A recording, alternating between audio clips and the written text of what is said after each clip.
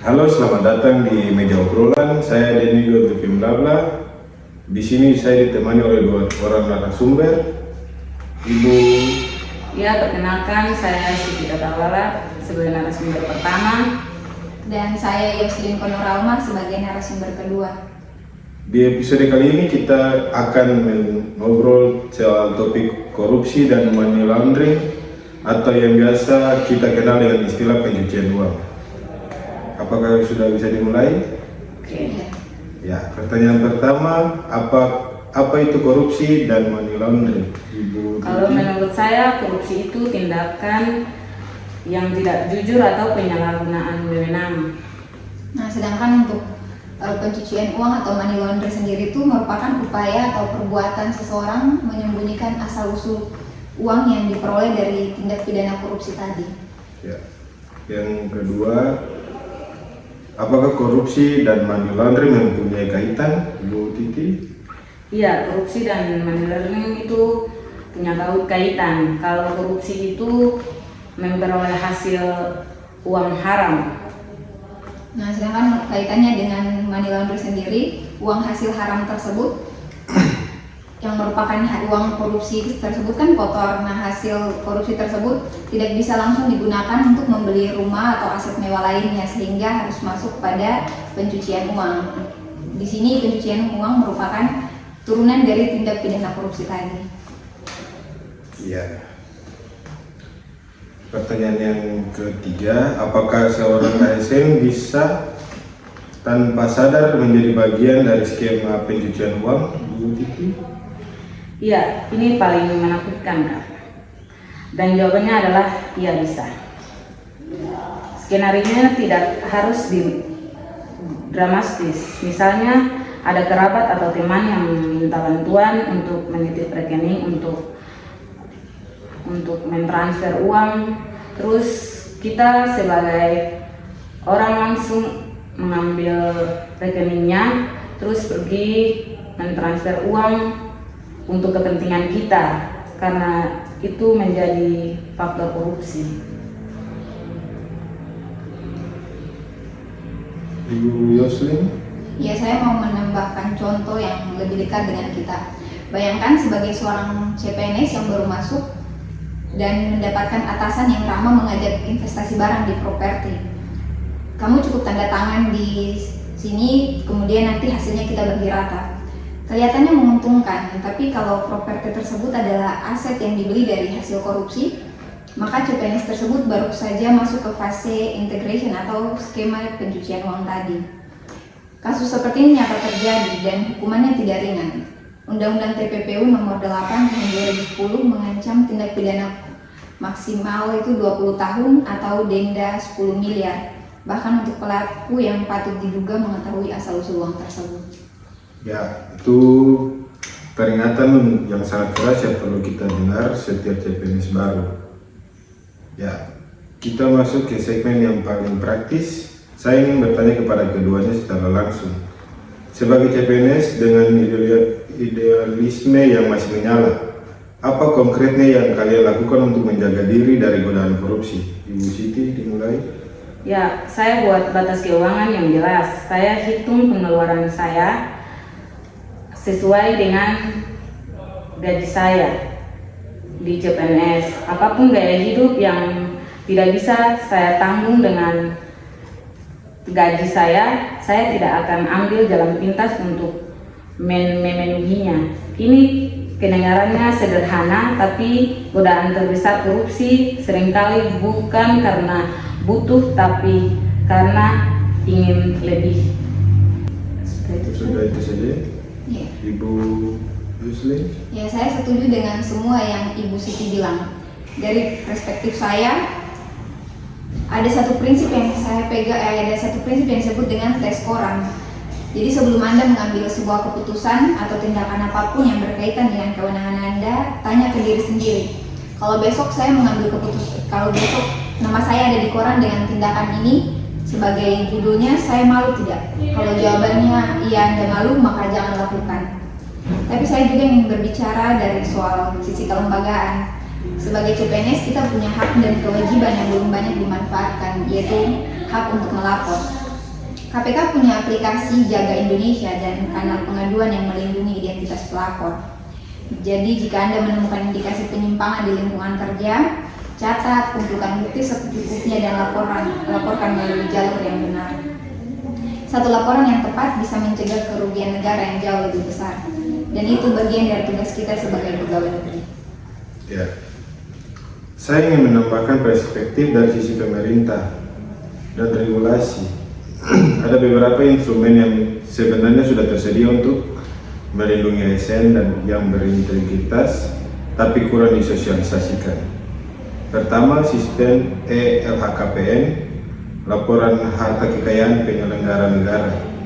Bagi yang wajib lapor, ini adalah mekanisme transparansi yang justru melindungi Anda, karena kalau kekayaan Anda wajar dan dilaporkan dengan benar, tidak ada yang bisa menuding Anda.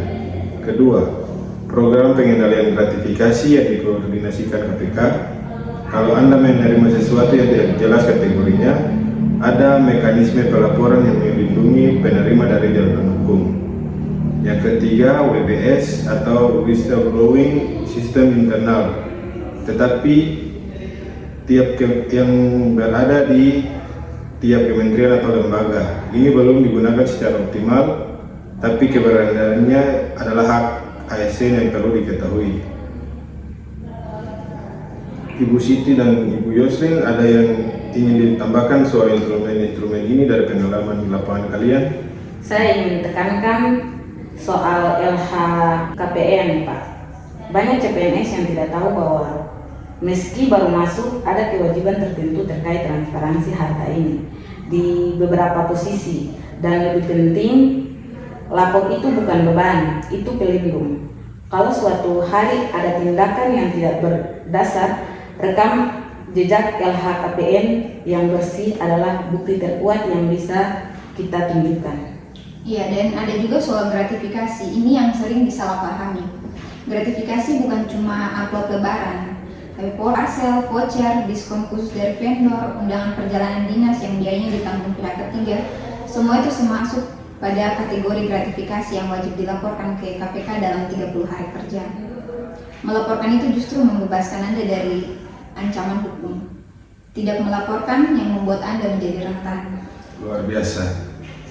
Saya ingin bertanya sesuatu yang lebih personal sebelum kita tutup.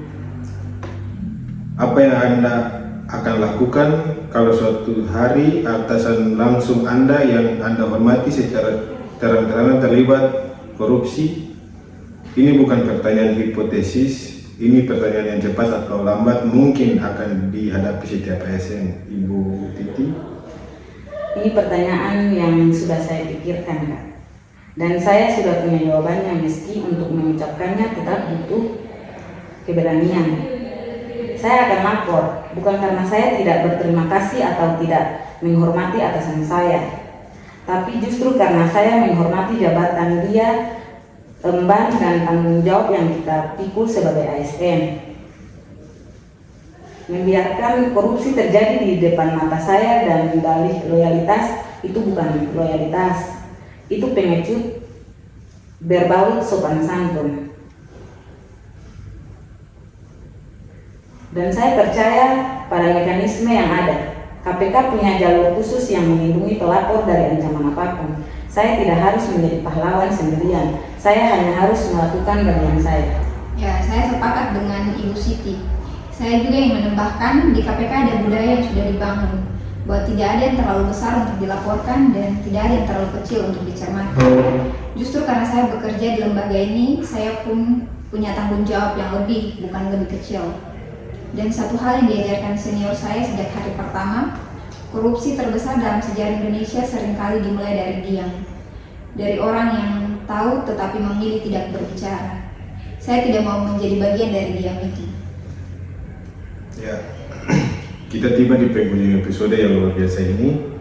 Sebelum saya tutup, saya ingin setiap narasumber menyampaikan satu pesan terakhir khusus untuk sesama CPNS maupun ASN muda yang mendengarkan kita hari ini. Ibu Titi. Pesan saya sederhana, gaji CPNS itu kecil. Saya tahu dan saya rasakan. Tapi gaji yang kecil dengan tidur yang nyenyak nilainya jauh lebih besar dari penghasilan berlipat yang membuat Anda bangun pagi dengan rasa takut. Kekayaan yang paling nyaman adalah yang bisa Anda ceritakan sumbernya kepada anak cucu ke depan. Kita baru memulai, karir kita panjang. Jangan barter masa depan 30 tahun ke depan dengan keputusan yang buruk di 3 bulan pertama. Yusli? Ya, pesan saya untuk sesama CPNS, kita ini bukan hanya pegawai negeri, kita adalah penjaga mana rakyat.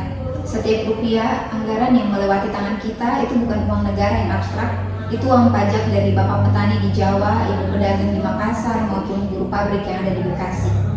Kalau kita korup, kita tidak hanya melanggar hukum, kita mencuri uang dari mereka, dari orang-orang yang mungkin tidak lebih beruntung dari keluarga kita sendiri.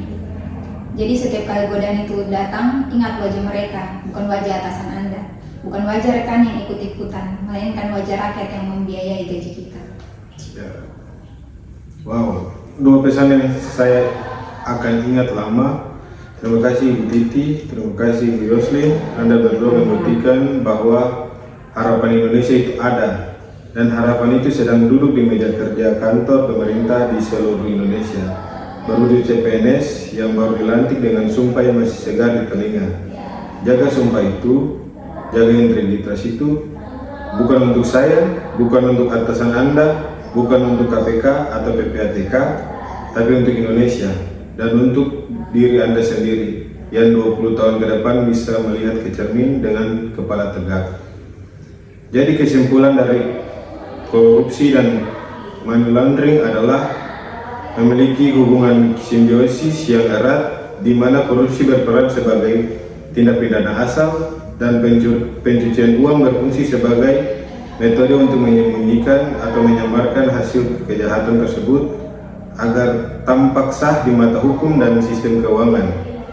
Kepada seluruh pendengar, terima kasih sudah meluangkan waktu untuk episode ini. Jika bermanfaat, bagikan kepada rekan CPNS, ASN, dan siapapun yang Anda sayangi yang bekerja di layanan publik. Sampai jumpa di episode selanjutnya. Wassalamualaikum warahmatullahi wabarakatuh. Salam sejahtera bagi kita semua. Shalom.